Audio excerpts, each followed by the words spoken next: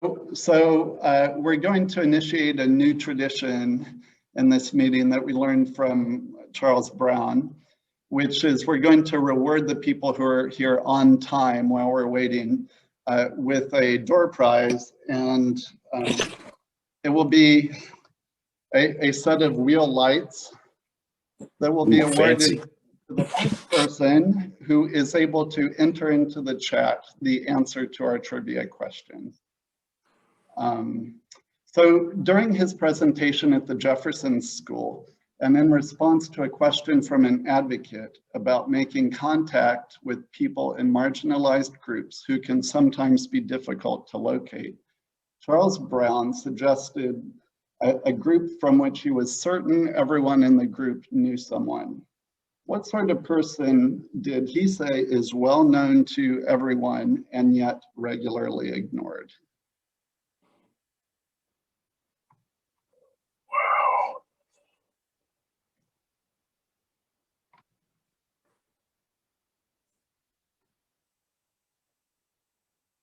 Oh. Wow. Oh, come on. You're stumped. So many of you were for guessing. Well, you might as well. Guessing is an option. It's not multiple choice.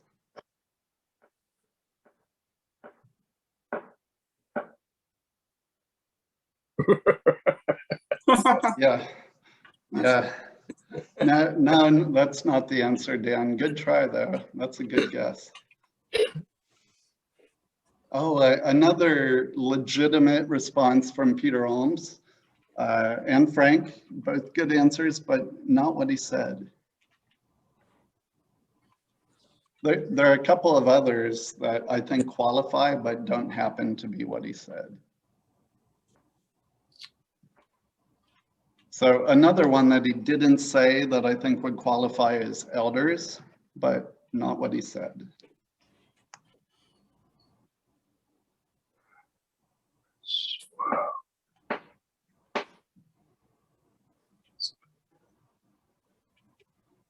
All right, we're gonna we'll leave that question for you to mull on. Ignored. No one knows who they are. Yeah, or let me rephrase this. I didn't get exactly right the nuance of what he said. He said the results of planning don't always reflect that group's input.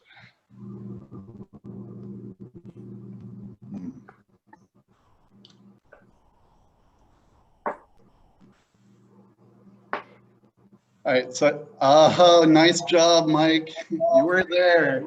You were there. You get the wheel lights. Congratulations. I'm just going to note that down. And we'll enter into the notes for all posterity that Michael won the door prize trivia question. Just a few housekeeping things for you all. First of all, reminder that the meeting's being recorded. Secondly, as always, the meeting notes are a collective endeavor, and I'm putting a link to those in the chat.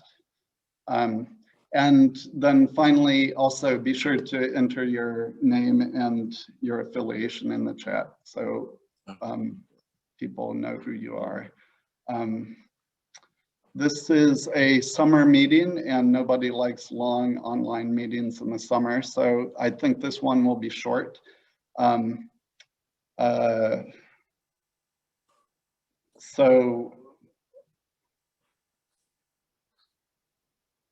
Okay, we could get started, I think. The first item is our next meeting will be the 6-month mark anniversary of our February Mobility Summit. And the work groups at the Mobility Summit each made commitments to have a 6-week milestone, a 6-month milestone, and a 1-year milestone. And this will be 6 months. And so it'll be a chance for the work groups to report back.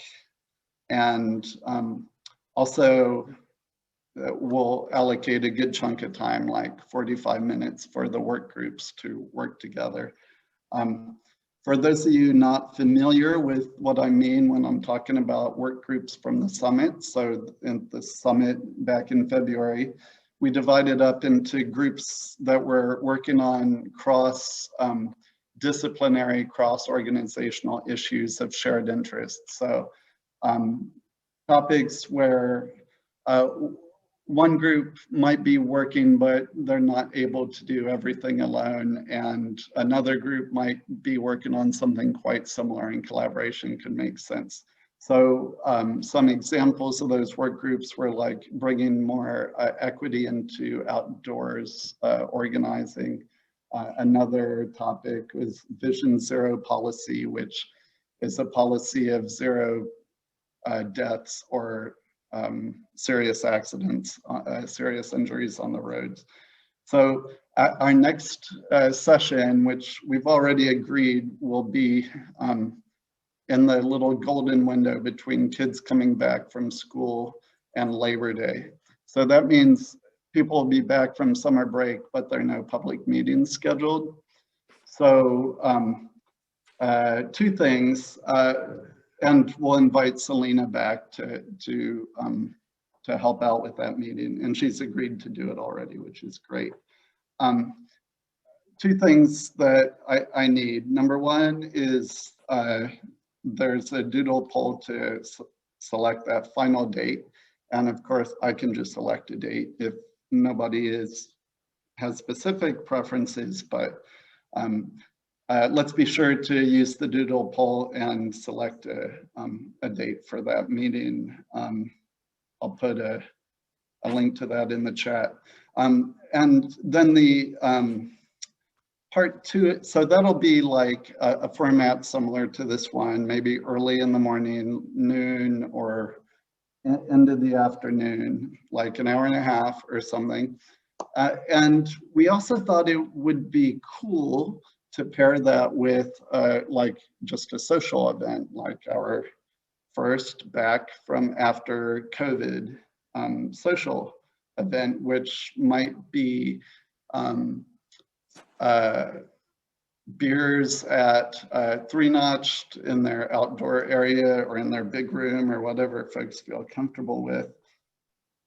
In addition to filling out the doodle poll, I would love to have maybe 1 or 2 people help plan out that social. And I'm going to put out a separate call for volunteers for that as well. Would all of you all, do you think, feel comfortable doing a social in the end of summer time period? Yeah. Or if the answer is no, and you don't want to talk about it publicly, that's okay too. Send me a note and, just let me know what parameters, if it's not like do whatever, if you have parameters that would make sense, like doing it outdoors, or please don't do it in a place that is alcohol focused or anything like that. Let me know and we'll pick an appropriate site. We have a lot of options. We could do it like at the Tonsler Park. That could be cool. We could do it at a brewery. A lot of possibilities. So imagining this mini summit is on a Tuesday morning at 8:30 or Tuesday at lunchtime. The social would be like a happy hour at the end of the day. The 2 would not be like directly one right after the other. So we could have people have lives. Does that all make sense? Any ideas? Any like immediate off the top of your head thoughts, requests?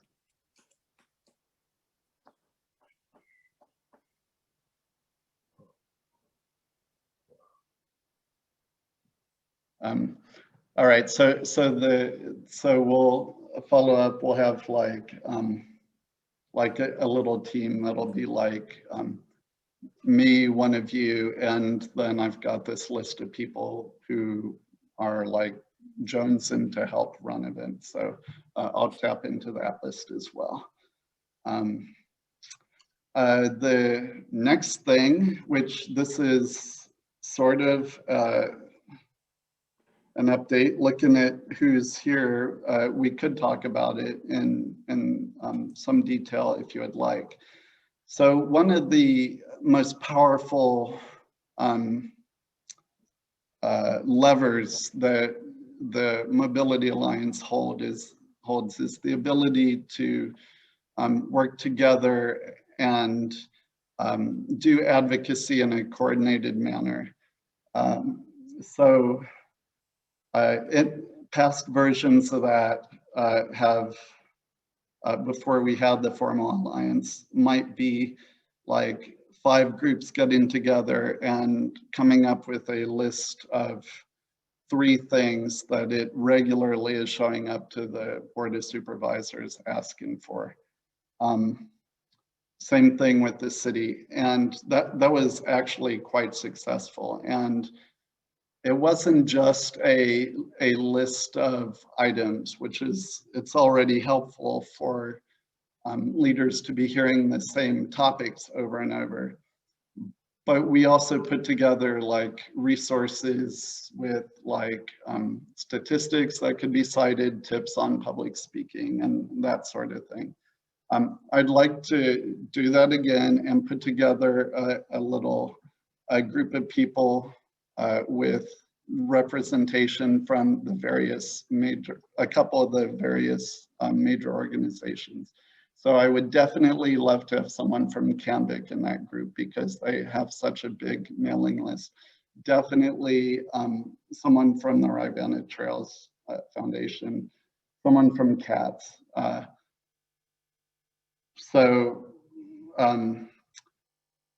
I'd like to have a little team for that. Something that is interesting about our alliance is this is a group that includes nonprofits, organizations, individuals, and also partners from government organizations. And because this is an advocacy project, this is not something that we're asking for our government agency partners to be a part of. So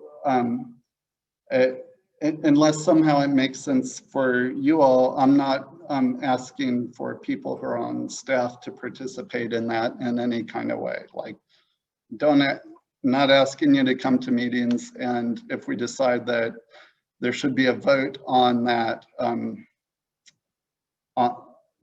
that advocacy agenda, we'll ask for you to recuse from that discussion. So I think it's pretty cool that we can both do advocacy and work on interagency coordination, but it's important to have that firewall, and that's what will keep us successful in the future. Would anyone care to volunteer right now or speak about past efforts or ideas about how that might work? In the agenda, and I'll put this in the chat, I put a link to a draft of the advocacy agenda, and also the past resource that we had. Here it is. I'll put this in the chat.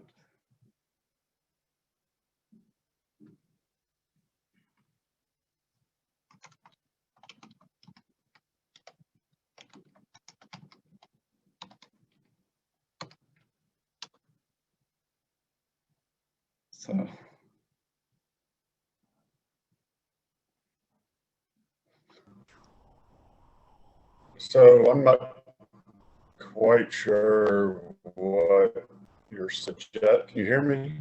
I can hear you okay, but you're a little shaky. The connection seems a bit shaky. Huh. I'm not exactly sure where to start, but I mean, Allie now has an email list of people who are interested in the 3-notch trail. Mm-hmm.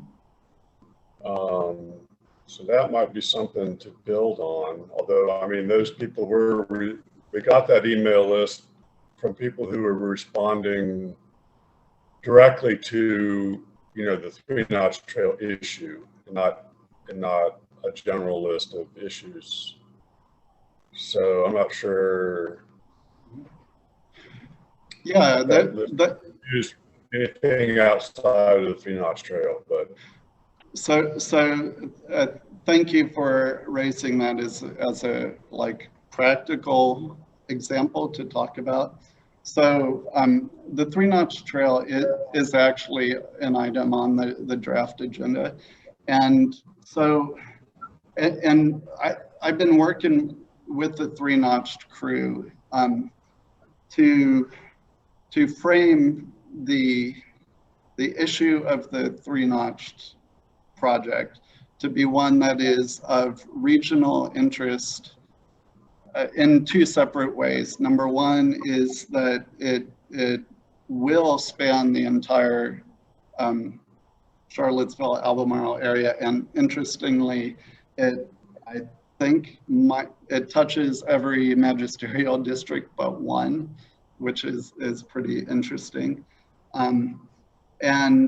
But also it's this like, even if it were not geographically interesting to everybody, it's such a cool, important thing that it is of interest to everybody. So this isn't about like, you know, help me get the dog poop out of my neighborhood playground. It would not be reasonable to expect the 3-notch trail crew to care about the dog poop in the Clark playground. But it might be of interest for 3-notch trail advocates to see Vision Zero implemented, or to see, I don't know, Charlottesville make maximum use of CARES Act funding, or some. So these are broadly issues of broad interest, and also issues that are specific because they can yield an advocacy result. So it's important to say we would like to have a 3-notched trail. That's an interesting thing, but it's in a space that's so vague, it's not going to be able to deliver an advocacy result. So again, we're having them participate in the process. We've refined that to something specific, which is to fund and execute the feasibility study for this 3-notch project. So that's a great example, and that's a good question, Frank. Well, some of these other items under Albemarle County, at least, like the Old Mills Trail extension, connectivity projects,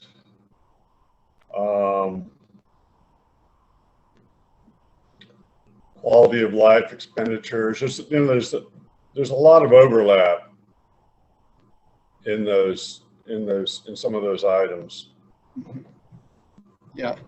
So I would think that the list that we built for the 3-notch trail could be, we could approach those same people about some of these other issues. I wouldn't have a problem anyway. And The question is, what is the thing that we're going to ask them to do? Is it write a letter to the board? Is it, you know, what is it? And what's the timing, you know, in relation? Is there something coming up that makes makes it urgent that we get something, that we get a response now? Yeah. So two things within that, again, like awesome things to bring up is probably, so like just the Albemarle County list has like 7 things already, and this is not with tons of input already. And we don't want it to be huge, so it might be a process where we're like spitballing ideas and then dial it back to a couple to make it a little bit punchier. And then to the sort of second piece of that, I think the way the common agenda will work is that if for the it's like an agreement of principles, and it's framing of issues in a way that members of the coalition feel comfortable helping out. So keeping in mind that the coalition is not a thing, it is only its members, and there is nothing that ever will happen. The coalition won't do anything, only its members will do stuff. So by being on the common advocacy agenda, with the 3-notched trails example, is the 3-notched crew what might develop a petition like they've just done, and then the other groups might forward that petition to their list. But in order for change to happen, the 3-notched crew is going to have to continue to act as leaders on that project. Like, I don't know if that makes sense.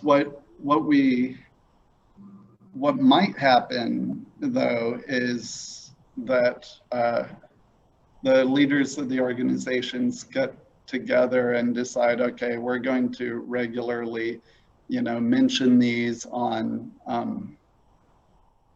at a MPO policy board meetings, show up at every one, or like show up at every Albemarle County Board of Supervisors meeting, or buy a billboard ad, or whatever it is that they want to do in a pull their resources kind of way.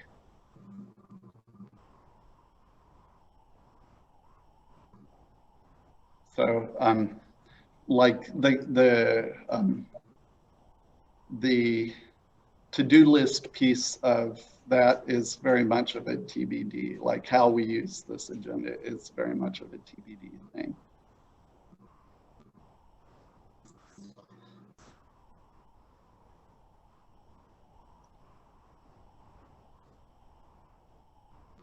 So anyway, I'll do some follow-up and impanel a little group, starting with folks who worked on the last round. I think it was quite successful, and it is potentially the most impactful way that this alliance can make a difference. So.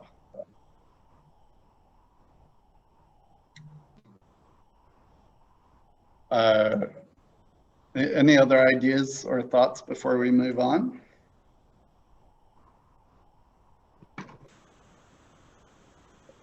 Okay. Then the next item that I have on the agenda is the potential Mobility Alliance logo design. And this is a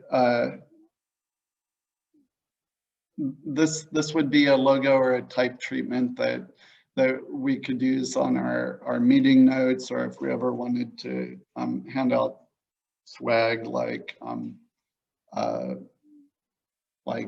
earlier I was working on a bike belt to give out, or t-shirts or coffee mugs or any of that stuff. I have a a volunteer. Her name is Kat Cal, and she's not in the meeting, so we won't have a big discussion, but she iterated 50 ideas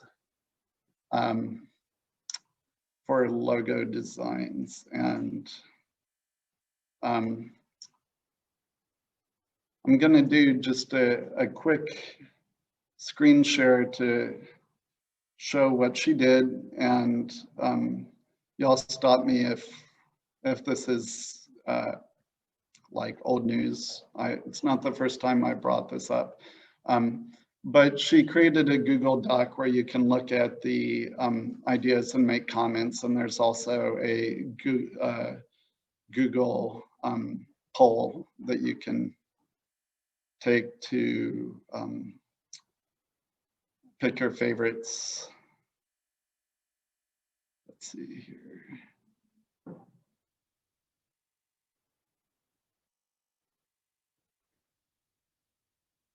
All right, so can you see this Google Doc that I'm scrolling?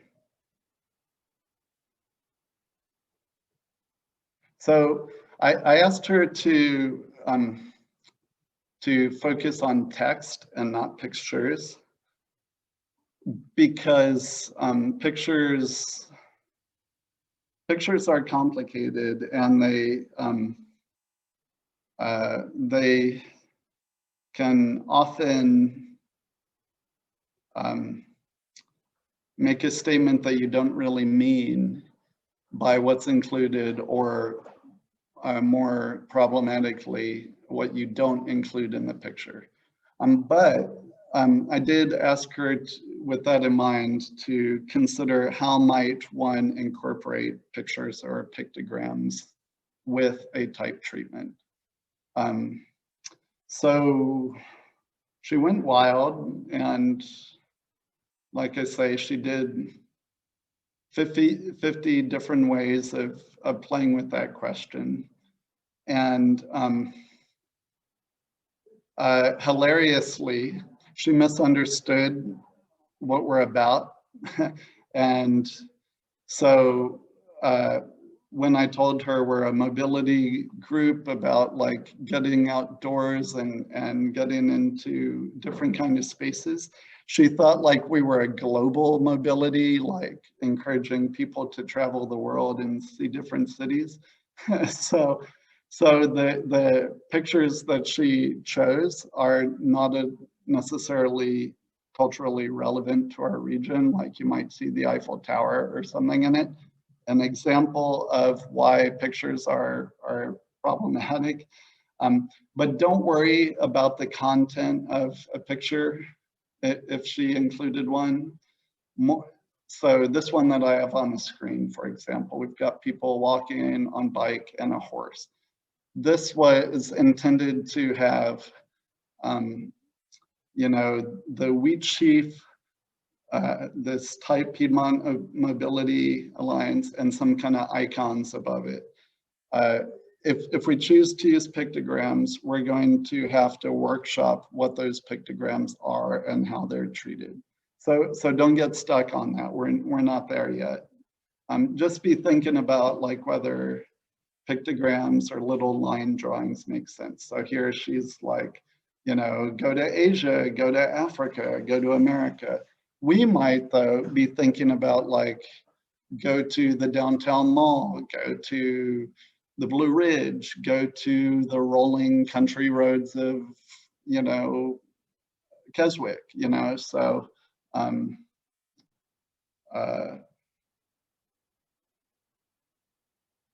yeah. So anyway, this Google Doc will be there, and I'm going to do a little blast telling people to go give initial thoughts on it, and then we'll have like a little mini charrette to develop that stuff. But right now, Kat is a little short on initial feedback, and we'd like a little bit more initial feedback before we have that charrette. So does that make sense to everybody? Again, I'm going to share Kat's logo iteration page in the chat. And that iteration page includes a link to the Google survey.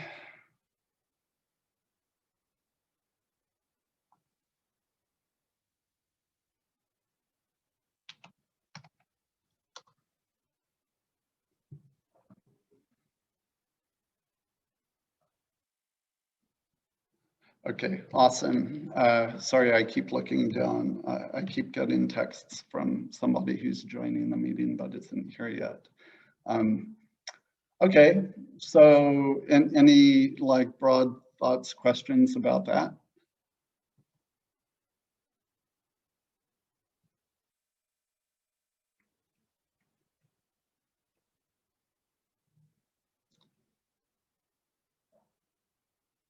Awesome.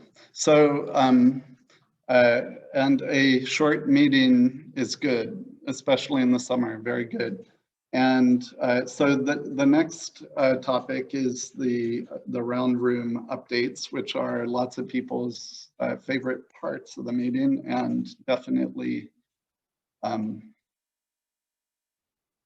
definitely my favorite part because I get to listen and learn what's happening. Who would like to share an update for those assembled?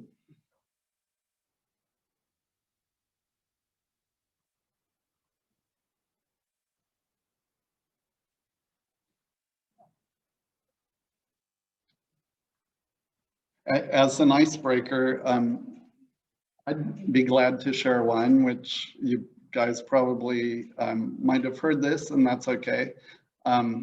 So the Move to Health Equity Coalition, which is this group's sister that is focused on health outcomes and has movement as its core uniting principle, is working on a or has a mobility survey that we're sharing sharing with the community, and it's a short, very mobile friendly survey that asks about how people get around and what their what's missing, what needs to change to answer the broader question of what do you need to be able to get around. So this quick note to the note takers that this I already typed in a bunch on this particular update. So this survey is different because it is focused on neighborhood and community groups. How do we solve mobility issues within your community rather than how do you make the whole system work? So my own survey that I did back in 2018 was like, what regional challenges do you face? This one is about neighborhoods and people's local small communities. And we are hoping to get enough reach that we could actually identify a couple of core areas that need heightened attention. So one of the hypotheses that we wanted to test is that the Meadows, which is the neighborhood up by Barracks Road and shares a border with Albemarle County, it actually, parts of it reach up almost to Stonefield. It goes, I think it spans both sides of 29, and then it's also northwest of Barracks Road Shopping Center. That area is severely lacking in mobility options because the city has taken a focus on getting its core right, which is a reasonable approach. But the Meadows is a densely populated area and one of our more urbanized areas.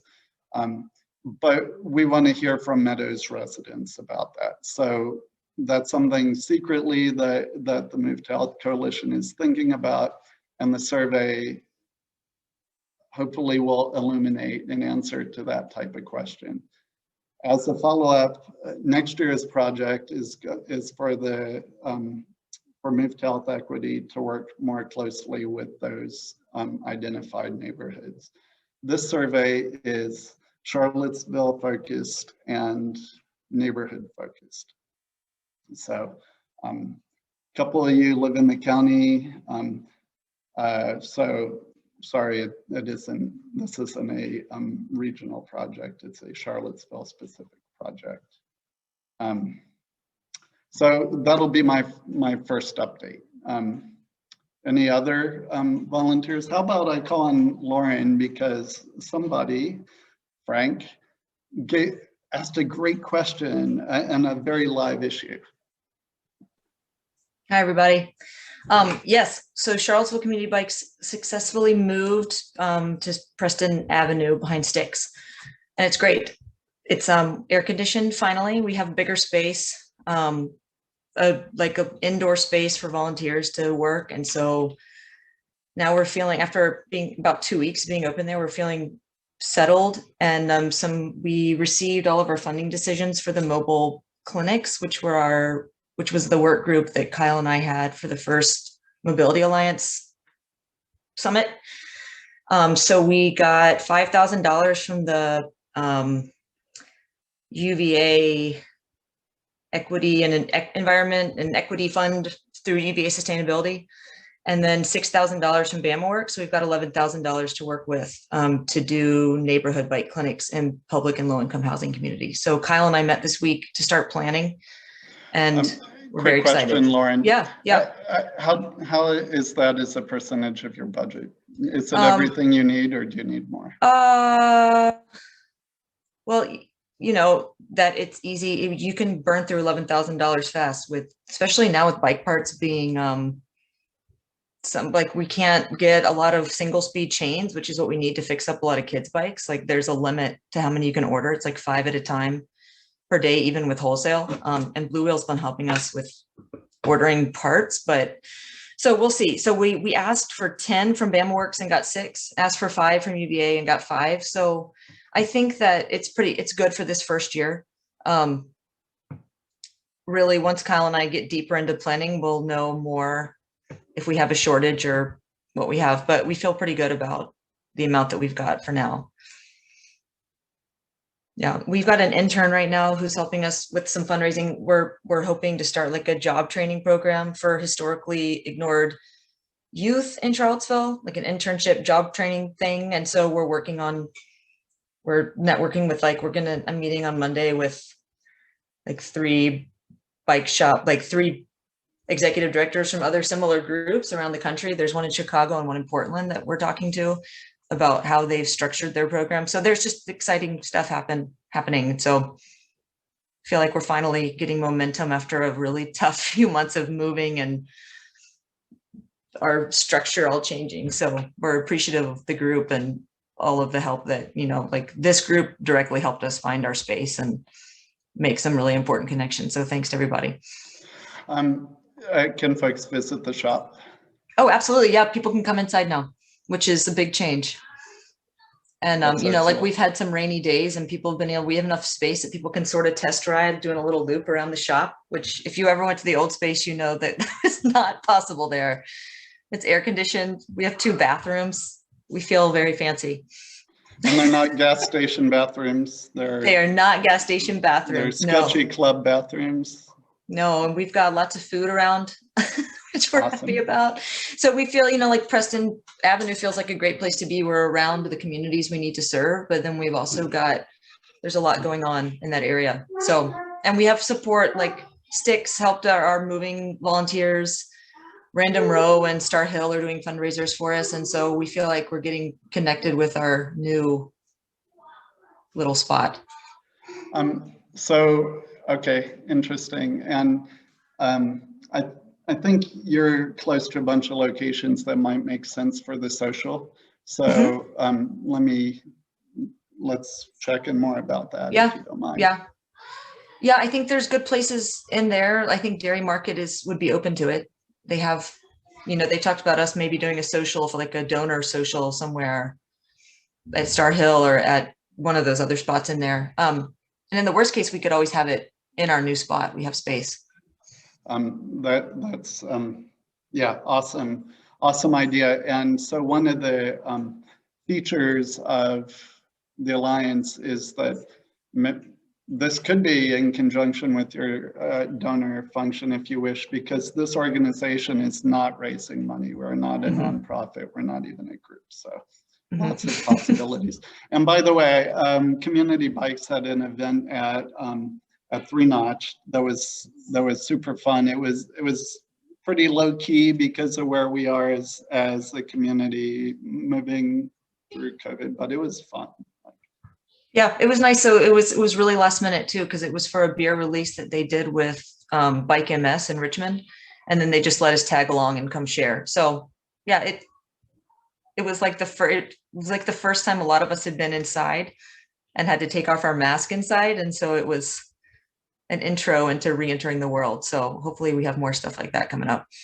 We're hoping to bring back more volunteer training. That's what we're working on right now too, classes and socials. We have a family ride in August with Random Row. Yeah, let us know so we can help get the word out. Well, yeah. That's so awesome. And by the way, right after that social, I went to Portland with a big attitude of like, Portland's got nothing on us, and I still feel that way.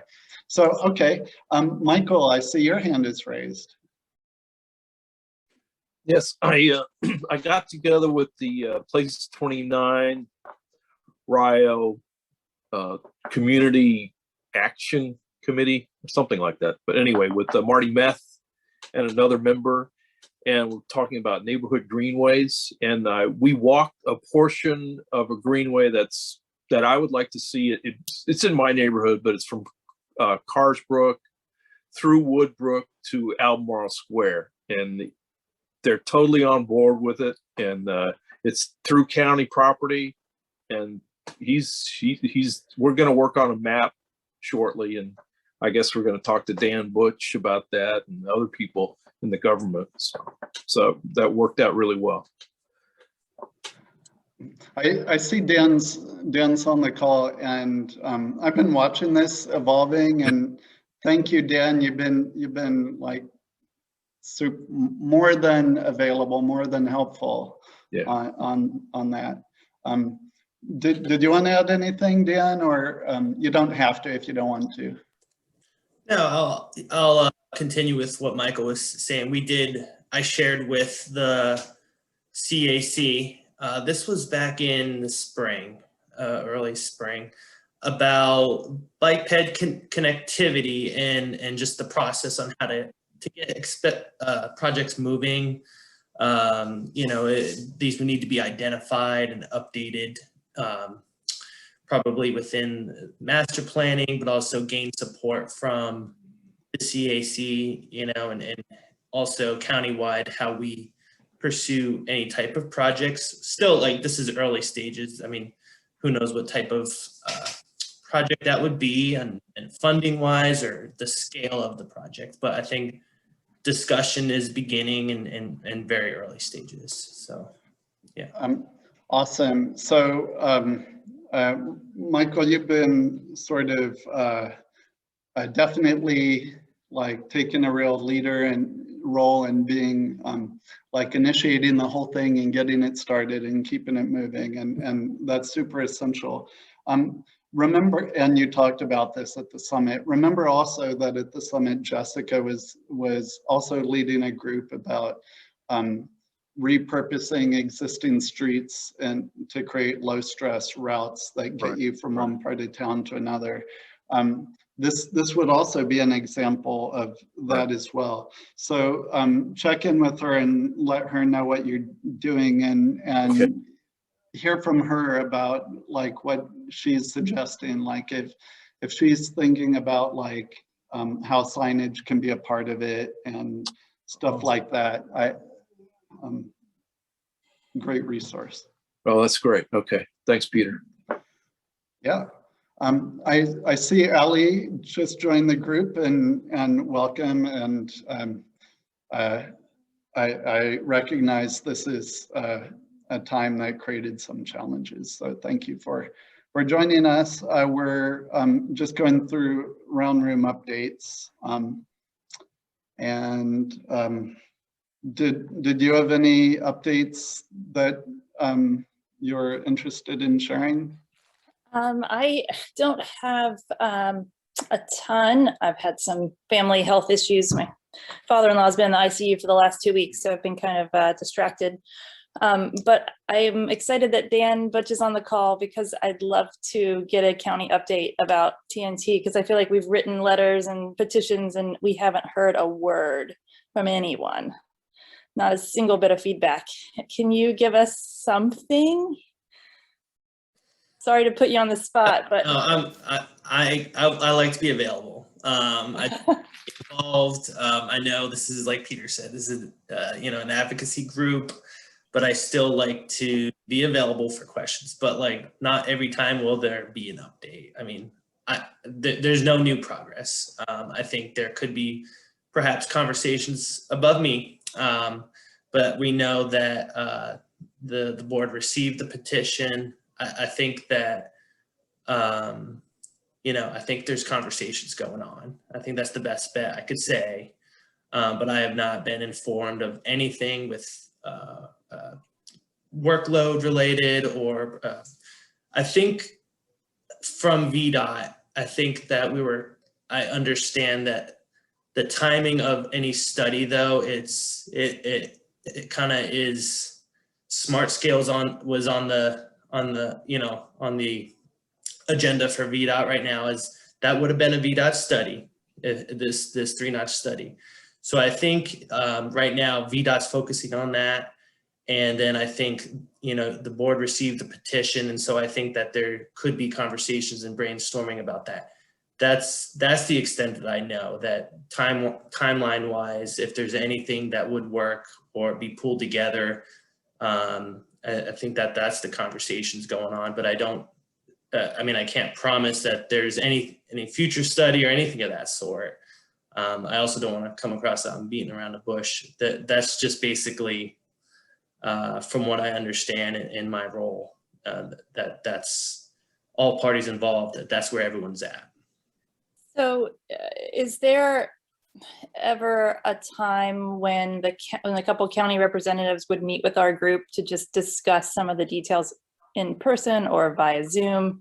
Because we've got a lot of information to share and a lot of questions, and we haven't been getting feedback on, when I asked for a meeting, like a working group or even anything. You mean staff? Is there any way we can meet with staff to just talk through this? I do think the way that route is best through the county representative, the board members. I think that they're the ones to get the ball rolling. I know the petition got attention. That's the best that I could say with that. Looking not off topic of 3-notch, but looking at what else was under the county's future agenda items for the county. There are a lot of other avenues, or there's a lot going on here. But like, there's a lot of different time frames for each of the 7 agenda items with the county. Some things are brought up every year. There's other things that are in the works, parks departments, with the Old Mill Trail study. I think, there is a priority list that is being focused on the county, and work items that the board has given, community development, parks and recreation staff. So I think we're just, I'll just say in my role, I'm kind of just waiting to hear if there would be any direction to be provided. I have not been given any direction with that. Thanks, Dan. I'll reach out to Ann Malik and maybe Liz. When is Liz's term is up. I know there's an election, but when does the transition happen from Liz Palmer to the new person? Actually, I'm aware of it, but I don't know the dates for sure. Okay. Yeah, so I was just going to toss out two things. I think that you're right in thinking about Liz's district and working with members of the board, maybe a 2x2, and this new incoming person wouldn't be subject to that 2x2 restriction, actually, technically, before they take office. So that's something to think about. And also, I just wanted to acknowledge and thank you, Dan, for the way that you handled that question. We don't like go through it every day, but every time we have a meeting, we don't recite our covenant, but our working agreement is such that anyone here can only speak to what they're doing, and we just don't necessarily know what other entities are working on. So you're not going to hear me talking about the Old Mills Trail because it's a county's project, except for ways that PC might be involved in it. Or I'm not going to say what Monticello's status on those easements is, because that's for Liz Russell to do. Thank you for that. Could be a bit difficult to walk that line, though. Yes, thanks, Dan. Yeah, I mean, I'm glad to provide any updates that I have, but you know, I think I summed it up for you. But it's also, I see the frustration with you all, and I want to be able to be providing the community with, in my role, what I can, and you know, sometimes that's a little tough for me, but. While I'm speaking, I would like to just provide an update. You know, there are within the county transportation related. We just went to the board yesterday on some updates on some projects. There have been projects on the back burner, funding issues. There's a lot of projects that would be constructed this summer, fall. Some projects that have been in the works for a while on Ivy Road. Some sidewalk projects, as well as on Avon Street Extended, and Rio, and out in Crozet near 250. But then we're also, you know, looking at next round of grants, and we're discussing that with the board already, and the MPO, and looking into what we're pursuing from projects that were identified as priorities. And we're also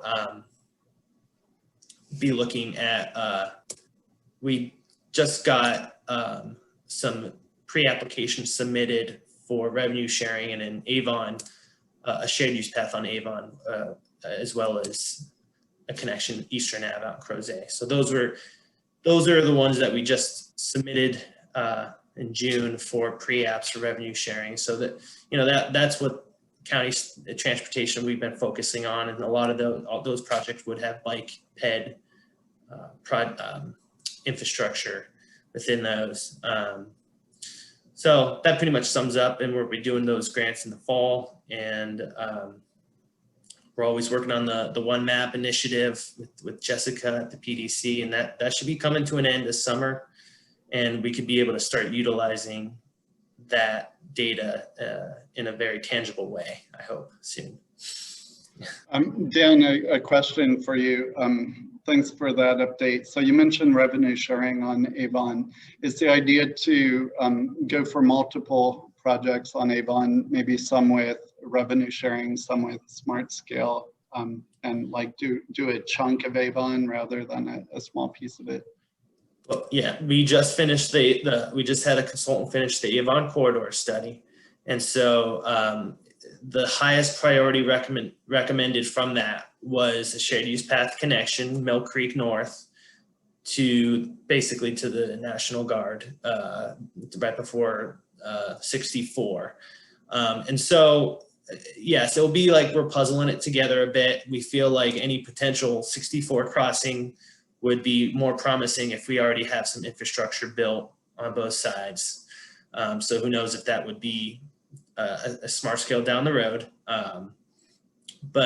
So that's the goal. That's the idea behind Avon. And again, the Avon project is some sidewalks south of Mill Creek on the eastern side. So we have some developments as well down there, putting in some sidewalks. And so little by little, that is how we puzzle it together.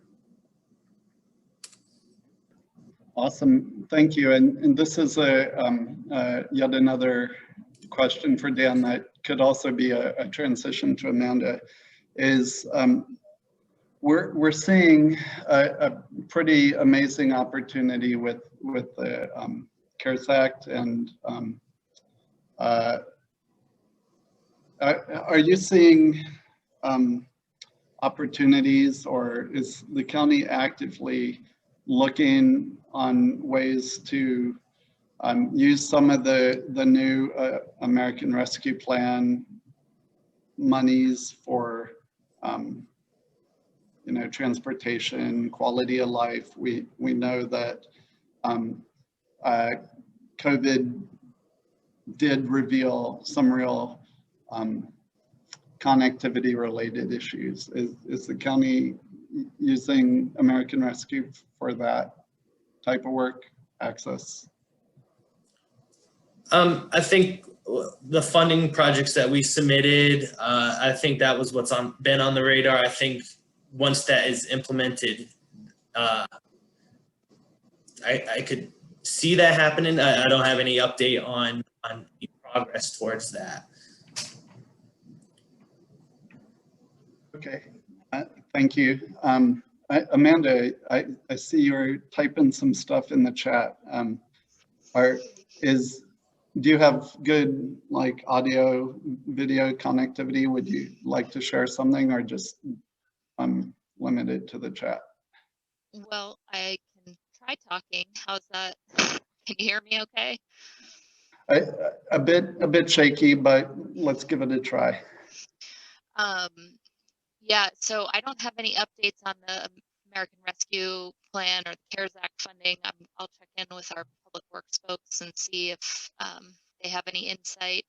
The two big things I posted in the chat, Preston Barracks, a lot of you I think were on our public meeting about that project, and we're going through design revisions for that. The biggest thing is that parking will remain in front of the church and Washington Park, and so trying to work out the finer details of that, and we anticipate restriping will happen in the September-October timeframe. We will probably do another meeting with the church sometime in August, just to review those design plans, make sure everyone's on board. And then also we were selected to receive some technical assistance from EcoCounter and the League of American Bicyclists for our bike data collection efforts. And so we'll be doing a webinar on the 20th of July. And I put the registration information in the chat for anybody who's interested in that.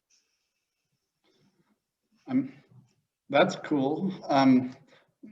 Two follow-ups to those two items. Is the Preston Barracks going to go to council, or is this meeting with the church like done and then the public works gets moving?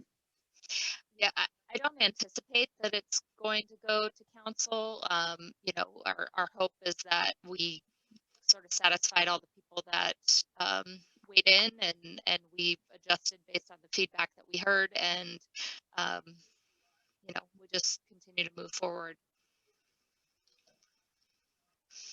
Cool. Okay, and I was going to ask you to tell more about the EcoCounter event, but the link does kind of answer that and say what it's about. Yeah. Any other updates? Let's see. We're putting together transportation alternatives applications.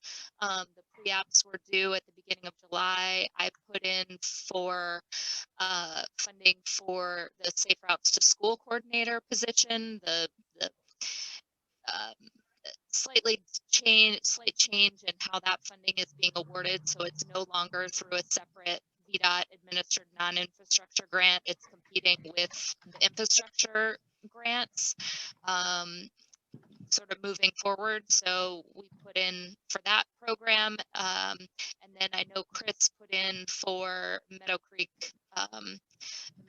Trail connection, sort of up behind the I guess the old senior center now via and connecting to the Greenbrier extension and then basically down to Mickey Drive.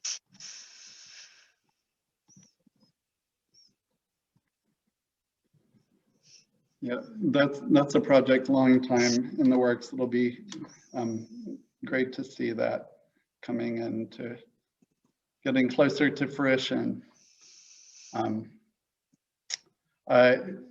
Any other updates? Jenny asked me a question in the chat, which I will answer, but only after other people have had a chance to speak.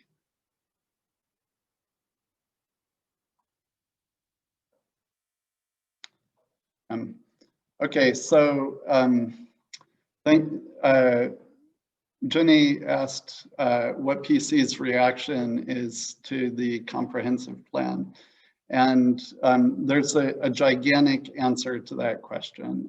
So PC would always be, would have reaction to a comprehensive plan. And the Albemarle County one that we have is the way it is because of a lot of work from PC. And we know that the Albemarle County plan is coming up and we're going to be really involved. Historically, PC has not gotten involved as much with the Charlottesville planning. But then when I was hired, I've been sort of acting as a Charlottesville land use rep. So this time around we have been involved and would be involved. In addition to that, I'm also on the steering committee for the comprehensive plan. So I've been paying lots and lots of attention, and there's not a fast answer to the question, but I'll give you a couple of top lines. I've submitted, I don't know, probably 20 pages of comments on the comp plan, and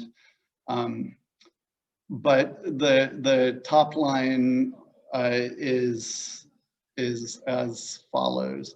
The PC's entire mission is about keeping rural areas rural and having urban areas great, appealing places for people to live and, in fact, being settled. So we have been working to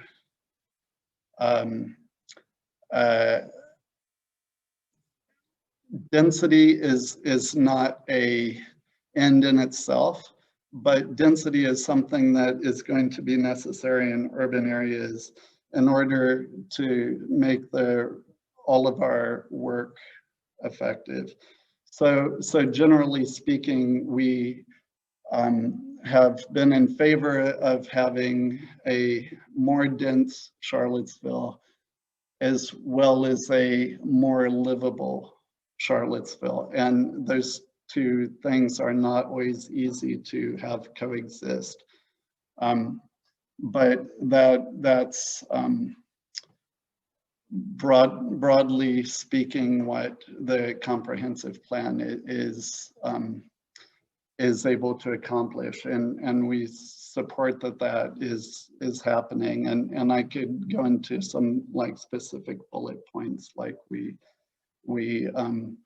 specifically support more mixed use, and we've got feathered with arrows because we've advocated for more mixed use nodes. We favor soft density in all areas of the city, provided it can not lead to gentrification. And so just that little caveat is super hard and complicated.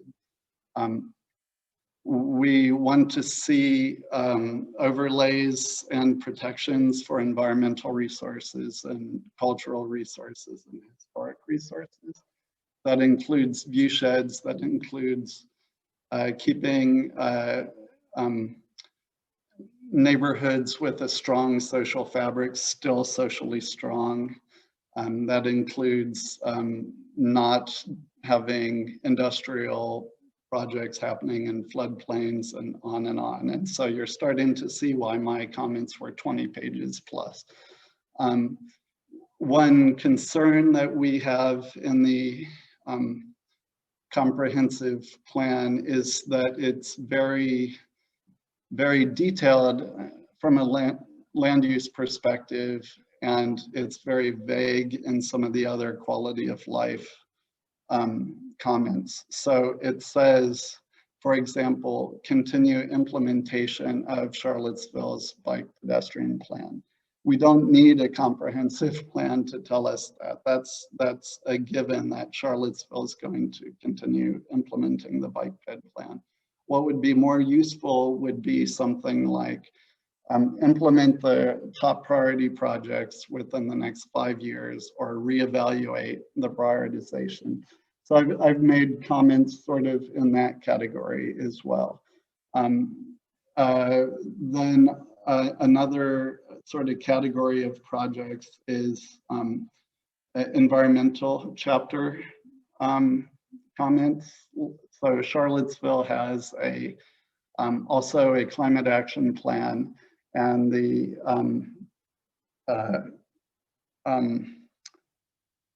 we're fortunate that the comprehensive plan is being revised right after we did the climate action plan. So what does climate action plan implementation via the comp plan look like? That's another broad area that I've commented.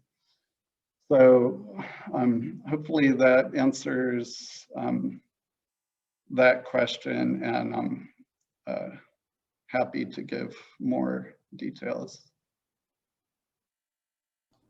Are your, is your 20-page comment, are those available to read, or are those just private? So that's not like a single thing. That's like what you would get if you added up all the emails I sent to the consultant. We did submit like a 6-page like official, like here's PC's position paper. I'd be happy to share that with you. There's I think one sort of issue that like got like pulled out in social media. There was a whole Nextdoor thread, and I was trying to decide, like, should I answer on Nextdoor? Although I'm active on Nextdoor, I use it to make announcements, not to have discussions, because I don't think it's a good space for having a discussion. But one, I think, other concern that we've encountered is that density is being people do sometimes fetishize it as an end rather than a means to an end. And so, for example, I've said numerous times, don't only upzone hoping to get results for other things that you're trying to work on in a faith-based way. So, for example, density is necessary for transit to work, but density is not there's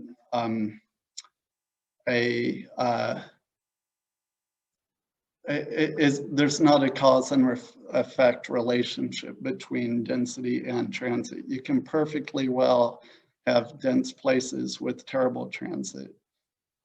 It doesn't mean there will be better sidewalks. I lived in an area that got upzoned, double sized upzones, like buildings changed from 4 to 10 stories in height, and no new commitment to sidewalk infrastructure. So if you're going to do the one, you really have to do the other. And we think that you need to do both. We need better infrastructure and we need dense communities. So one of my questions about the comprehensive plan was whether it addressed pedestrian infrastructure adequately. And it seemed like it did prescribe lots of upzoning, but without being detailed and prescriptive enough about what the pedestrian infrastructure required for that upzoning needed to be. Yeah, and yeah, that's a common thread of feedback, and I don't know how the consultant will react to it. Lots of people have told them that. One thing that the comp plan does that I'm not super in favor of, and we might want to work it out, is Charlottesville has like a decade-long process of prioritizing projects. And so the comp plan does say improve, like prioritize connectivity where their prescribed upzoning is proposed. I'm not sure you can, just do that. Like, so I think that's kind of why I was saying that the priority list of the bike ped plan might need to be relooked at. But we can't say like, oh, hold on a second, we're gonna take a pause on Emmett Street because now we're adding a bunch of housing across from Kathy's Market. Like, we need to make that stuff all fit together.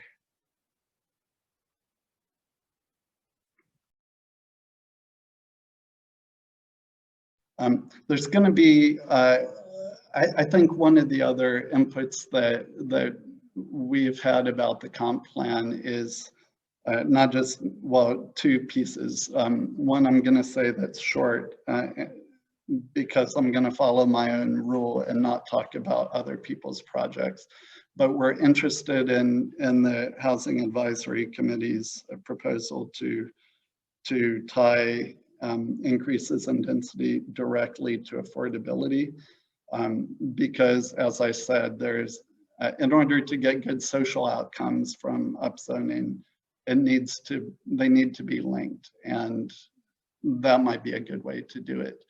And then the other piece is there's a process piece where the input process, the input period on the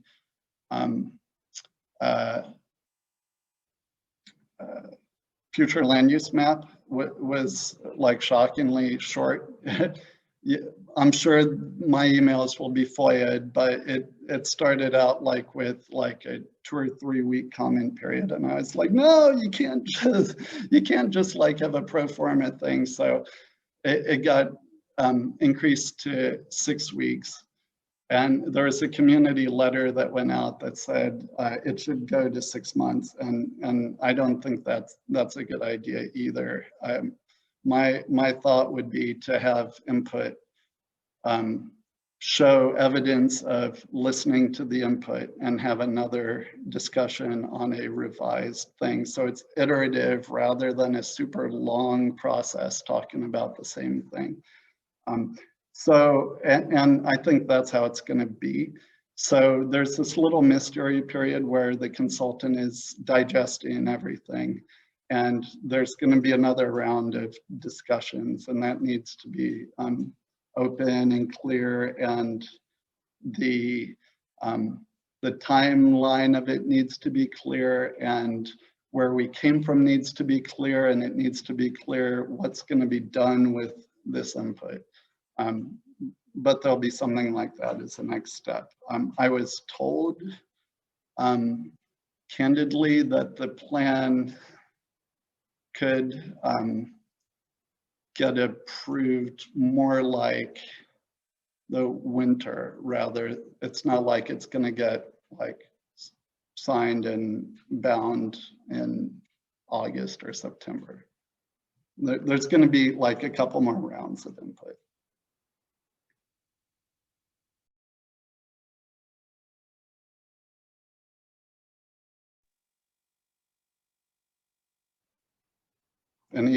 Any other questions, updates?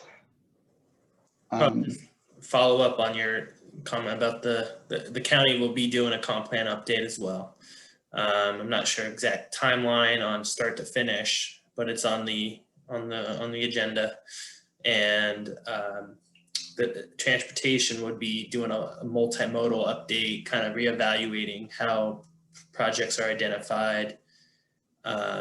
And I think it's a good way to address some of the agenda items for you to make comment in this update process.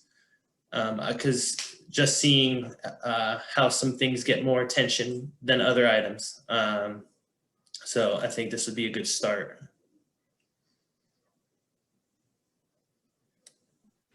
I think that the timing is good, and it's not accidental that there's going to be lots of public engagement, but after COVID, and hopefully it is indeed, hopefully COVID's behind us and we'll be able to be more public, but it's a pretty long period. Like you guys, correct me if I'm wrong, but like counties getting started now, it's going to be like years before the thing's done, right? At least like 18 months or 2 years, something like that. I mean, I think it's a whole county-wide, so that's probably 3 to 5 years. Okay.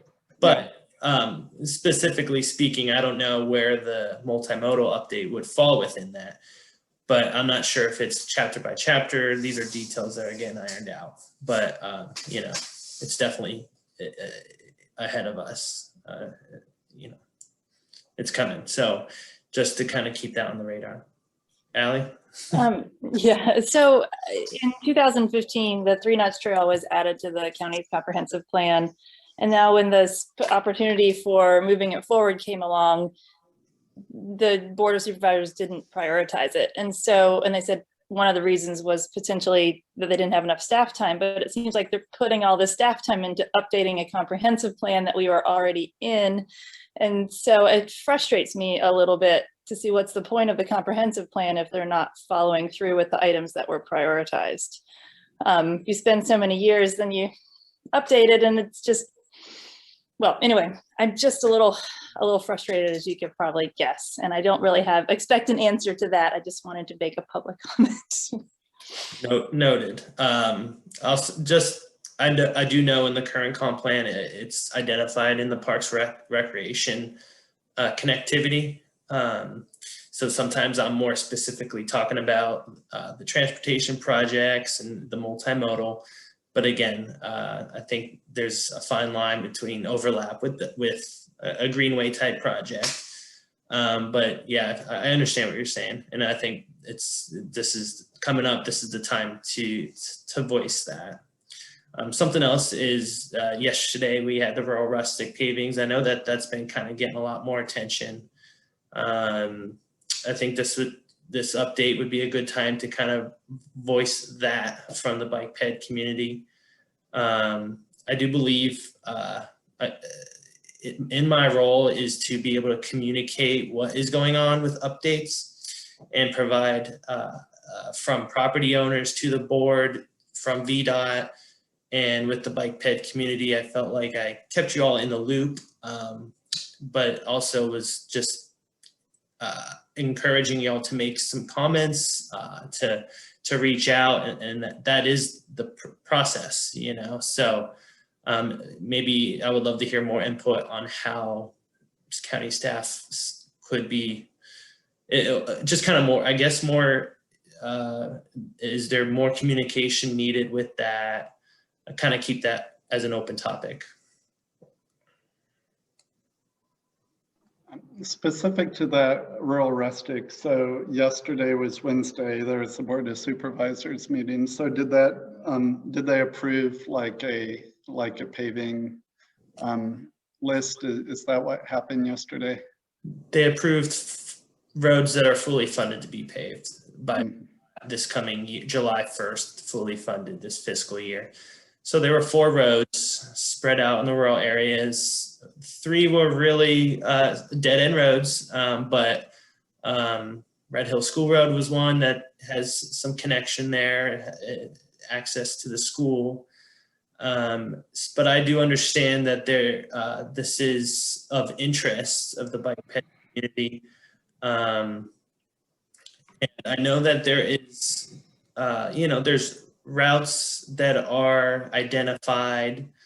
I think, I just kind of want to see, I would love to gather input of, what more could be communicated in this process, because in this, I coordinate this effort. I'm not, the board decides on what roads get paved, and they're petitioned by property owners on these roads. So that we're juggling a lot of scenarios here. And so I want to be able to make sure we're communicating everything.